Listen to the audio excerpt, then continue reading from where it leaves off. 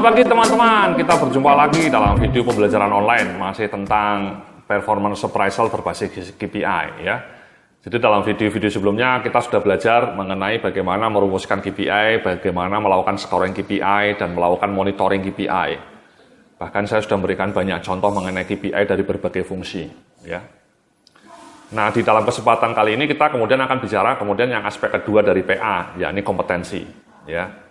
Jadi bagaimanapun kita tetap harus mengukur kompetensi ya mas-mas mbak-mbak ya. Tidak hanya KPI karena proses itu juga perlu ya kecakapan itu. Seringkali KPI menjadi gagal dicapai targetnya karena memang kecakapan karyawan di tempat Anda itu kurang bagus ya. Nah, kadang-kadang saya menemui klien saya buruk rupa cermin dibelah ya karena KPI-nya tidak tercapai kemudian menyalahkan KPI-nya. Tidak seperti itu ya. Jangan seperti itu.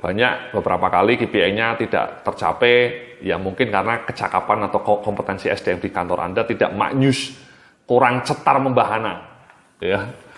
Nah, karena itu kita akan bicara ya di depan Anda ini ya, di slide yang di depan Anda ini saya sampaikan kembali ya, bahwa penilaian kinerja karyawan performance appraisal itu terdiri dari dua ya, aspek result sama aspek kompetensi ya, ingat ya.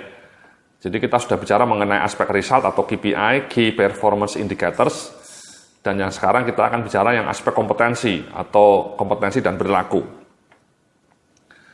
Nah, mari coba kita lihat di slide berikutnya ya, di depan Anda ini.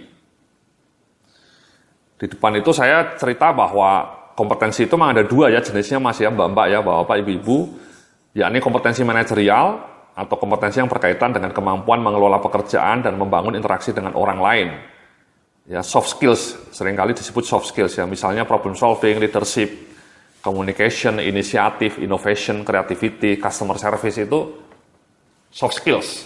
Ya, soft skills, berhubungan dengan manusia ya, berinteraksi. Nah, kadang-kadang itu yang lebih rumit itu ya, kompetensi yang berhubungan dengan manusia, karena manusia itu kan macam-macam mas ya, kepribadiannya. Jadi kadang-kadang menimbulkan komplikasi, ya, harus luas. Nah, yang kedua adalah kompetensi teknis atau hard kompetensi, jenis kompetensi yang berkaitan dengan kemampuan fungsional pekerjaan, berkaitan dengan seluk-beluk teknis yang berkaitan dengan pekerjaan yang ditekuni, misalnya electrical engineering, accounting skills, computer skills, marketing management, recruitment skills, dan lain-lain. Ya, jadi kalau kompetensi teknis ini lebih bersifat ini masih ya mbak-mbak ya, teknis pekerjaan Anda. Kalau Anda orang HRD, Anda harus mengetahui mengenai recruitment skills, mengenai human resource strategy, mengenai HR planning misalnya, mengenai training and development skills gitu ya. Jadi seperti itu ya. Nah, di halaman berikutnya nih saya kasih contoh ya. Kasih contoh kompetensi yang layak dimiliki oleh orang HRD ya. Untuk kompetensi manajerialnya mungkin seperti ini ya. Communication skills, leadership, planning and organizing, problem solving skills itu yang lazim digunakan. Kompetensi-kompetensi manajerial yang lazim digunakan ya di berbagai posisi. Nah, untuk kompetensi teknisnya karena Anda orang HRD misalnya, tentu seperti ini ya bunyinya ya, Anda harus paham mengenai HR management and strategy, kompetensi mengenai recruitment skills, kompetensi mengenai performance management yang sekarang kita pelajari ini ya, kompetensi mengenai career planning, dan juga kompetensi mengenai OD atau organizational development. Jadi itu contoh KPI untuk kompetensi untuk orang-orang HRD. Kompetensi softnya ada 4 misalnya, kompetensi teknisnya ada 5. Ya, contoh saja itu mas. Ya. Nah, di halaman berikutnya Anda bisa lihat contoh yang berikutnya ini ya, kompetensi untuk seorang supervisor marketing misalnya atau asisten manajer marketing misalnya. Kompetensi manajerialnya sama ya, communication skills, leadership, planning and organizing, problem solving skills. Tapi kompetensi teknisnya berkaitan dengan marketing. Misalnya seorang asmen marketing harus paham mengenai marketing management, sales management, consumer behavior, dan marketing research. Nah, idealnya kompetensi manajerial dan kompetensi fungsional itu dua-duanya diukur ketika performance appraisal mas ya. Biasanya di banyak perusahaan kompetensi teknis itu hanya disebut saja satu ya, kompetensi teknis pekerjaan. Boleh saja sih, tidak di breakdown. Karena mungkin perusahaannya belum punya model kompetensi ya. Dia belum paham untuk seorang marketing itu apa sih kompetensi teknisnya apa saja. untuk seorang HR manager itu kompetensi teknisnya apa saja. Mungkin Anda belum punya. Ya. By the way, kalau Anda belum punya, Anda bisa melihat video saya yang lain, judulnya kompetensi based HR management. Ya. Di dalam video itu saya menjelaskan dengan lebih detail dan lengkap mengenai bagaimana menyusun model kompetensi, bagaimana mendesain kompetensi teknis untuk posisi orang-orang HRD. Anda bisa lihat video itu. Nah, kembali ke sini ya, jadi ada kompetensi manajerial dan kompetensi teknis itu sebaiknya dilacak semua dalam satu tabel ya. Ketika Anda punya PA, formulirnya itu menampilkan kompetensi soft dan kompetensi teknis. Kompetensi teknisnya tidak hanya disebut satu geluntung saja ya, satu gitu ya, general. Kemampuan teknis gitu, sering saya lihat di banyak perusahaan ya. Idealnya Anda tidak hanya menulis kompetensi teknis seperti itu, tapi membreakdown lebih detail lagi. Ya, memang konsekuensinya jadi formulirnya mungkin agak lebih panjang ya, dan juga formulirnya mungkin jadi berbeda-beda tiap posisi ya. Untuk posisi marketing, HRD, keuangan mungkin kompetensi manajerialnya disamakan gitu ya. No problem disamakan, karena itu posisi manajerial semua. Bahkan untuk posisi staf produksi, staf marketing, staf HRD itu mungkin kompetensi manajerialnya mungkin sama ya, tidak apa-apa. Tapi untuk kompetensi teknisnya kan berbeda-beda. Ya. Nah itu mungkin saran saya Anda cantumkan 3 kompetensi teknis lah per posisi gitu ya. Tidak usah sampai 5, cukup 3 gitu ya. Tapi kalau misalnya Anda juga tidak sanggup ya, akhirnya sama seperti yang tadi saya cerita. Di banyak perusahaan hanya disebutkan satu saja, kemampuan teknis gitu aja, cukup.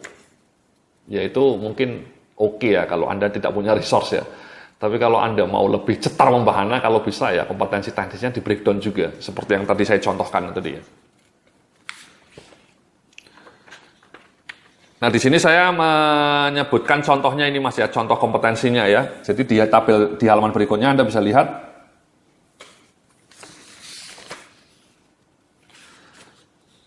Jadi ini saya contoh kompetensi manajerialnya ya. Jadi ada kompetensinya ya, ada 5 itu, leadership, kemudian planning, kemudian komunikasi, kemudian problem solving, dan kemudian leadership. Ya. Jadi contohnya seperti itu Mas. Ya. Untuk kompetensi manajerial ini sebaiknya memang tidak usah banyak-banyak Mas ya. Mungkin maksimal 10 lah ya. Saya kadang-kadang melihat di banyak perusahaan kompetensi manajerialnya itu sampai 15, sampai bahkan 20 gitu ya. Menurut saya terlalu banyak itu. Sehingga atasannya nanti malah bingung, ngasih nilainya jadi pakai perasaan, pakai feeling saja, karena terlalu banyak. Riset-riset membuktikan kalau Anda ngasih kompetensi untuk dinilainya terlalu banyak, sampai 15, sampai 20, riset membuktikan atasannya malah confused. Paradox of choices itu namanya, paradox of choices. Terlalu banyak pilihan membuat orang makin bingung. Ya. Jadi kalau bisa, mungkin saran saya kompetensi manajerial cukup 5, seperti yang contoh saya ini, kemudian kompetensi teknisnya 3. Jadi deh cuma 8. Itu menurut saya masih manageable ya, di bawah 10. Ya. Atau kompetensi manajerialnya 7, kompetensi teknisnya 3, pas 10. Ya, kompetensi teknisnya 3 itu ya disesuaikan dengan jenis posisinya Mas ya. Sekali lagi posisi HRD, kompetensi teknisnya berbeda dengan posisi marketing, dengan posisi finance. Tadi saya sudah memberikan contoh ya di halaman sebelumnya ya, contoh mengenai kompetensi teknis untuk orang HRD. Jadi seperti ini Mas ya, ada skalanya 1 sampai 5, 5 itu istimewa, 1 itu buruk atau poor gitu ya. Dan kemudian disuruh menilai ya atasannya. Nah ini contoh seperti ini memang lazim digunakan di banyak perusahaan ya, formulirnya seperti ini ya. Judul kompetensinya, kemudian skalanya. Pesan saya sekali lagi, kalau Anda punya formulir kompetensi yang terlalu banyak, sebaiknya dipadatkan, jangan lebih dari 10 gitu ya, supaya lebih simpel. Karena ingat juga ada formulir satunya lagi, yakni KPI yang kemarin, yang tadi dalam video sebelumnya sudah kita bikin juga. Ya. Jadi ini adalah contohnya Mas ya. Nah, kemudian yang tidak kalah penting adalah bagaimana atasannya memberikan penilaian supaya faktual ya, tidak hanya pakai perasaan, nilainya 3 semua gitu ya, central tendency error ya. Atau misalnya semuanya nilainya 4 semua karena atasannya rikuh ya, mau ngasih nilai jelek sama anak buahnya nggak enak hati gitu ya, rikuh, ngasihnya 4 semua gitu. sehingga nilainya terlalu inflated gitu ya, terlalu baik hati gitu ya. Atau misalnya atasannya killer gitu ya, nilainya cuma 2 semua anak buahnya, itu juga kasihan. Tidak ada standarisasi, bahaya. Jadi nilai anak buah Anda atau nilai karyawan Anda ditentukan oleh kepribadian atasannya, itu nggak pas. Makanya tadi ada KPI supaya menjadi balance ya. Bahkan bobot KPI-nya 60% ya, kompetensi cukup 40%. Even so tetap harus diajari atasannya supaya bagaimana menilai kompetensi itu dengan lebih objektif ya. Tidak mungkin kita 100% objektif karena ini berkaitan dengan manusia ya. Ada elemen subjektivitasnya tetap ada itu. Tapi kalau bisa itu diminimalkan. Dengan cara apa? Ya dengan cara ini Mas ya. Di halaman berikutnya saya ngasih slide ini bagaimana tugas pokok atasan dalam menilai. Ya. Tugas pokok atasan dalam menilai. Jadi yang pertama adalah observasi, yang kedua record atau recording, mencatat dan kemudian evaluasi perilaku dan kompetensi anak buahnya. Jadi ini Mas, Mbak-mbak ya, Bapak, Ibu-ibu ya, Anda harus ngajarin atasan Anda supaya melakukan proses ini. Yang sering terjadi mereka jam tuh evaluasi yang langsung di akhir tahun, langsung jam yang warna hijau itu evaluate. Dan basisnya ingatan, padahal ingatan kita itu sangat pendek Mas. Makanya sering terjadi recency error. Jadi yang diingat oleh atasannya hanya kejadian-kejadian di bulan Oktober dan November gitu ya. Sehingga anak buah yang cerdik itu dia berbaik hati sama atasannya di bulan-bulan ketika mendekati PA gitu ya. Karena itulah yang diingat oleh karya atasannya. Sebaliknya kejadian-kejadian yang mungkin jelek di bulan Februari, di bulan Maret, itu sudah dilupakan oleh atasannya. Atasannya hanya mengingat hanya di bulan Oktober dan November yang mendekati akhir tahun. Itu namanya recency error. Nah jangan seperti itu, atasan juga harus kita latih supaya bisa melakukan observasi, bisa melakukan recording dengan akurat, supaya evaluasinya itu menjadi lebih kredibel, lebih magnus. Oke? Nah dalam video berikutnya nanti saya akan cerita nih bagaimana 3 langkah ini diterjemahkan dalam kenyataan ya, menjadi action. Terima kasih, sampai jumpa dalam video berikutnya.